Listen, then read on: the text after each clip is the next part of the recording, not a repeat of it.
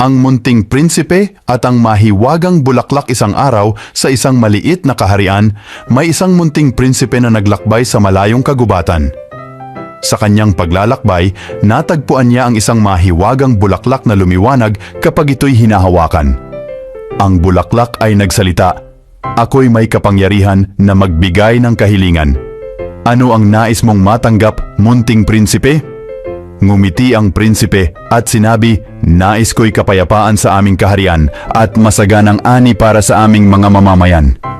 Sa isang kislap ng ilaw, biglang nagkaroon ng kapayapaan at masaganang ani sa kaharian ng munting prinsipe. Nagpasalamat ang prinsipe sa mahiwagang bulaklak at nagpatuloy sa kanyang paglalakbay. Ngunit dala niya ang aral na ang tunay na yaman ay nagmumula sa pagmamahalan at kapayapaan. Hanggang sa sumiklab ang pag-ibig sa kanyang puso at nahanap niya ang tunay na kahulugan ng kanyang pagiging prinsipe.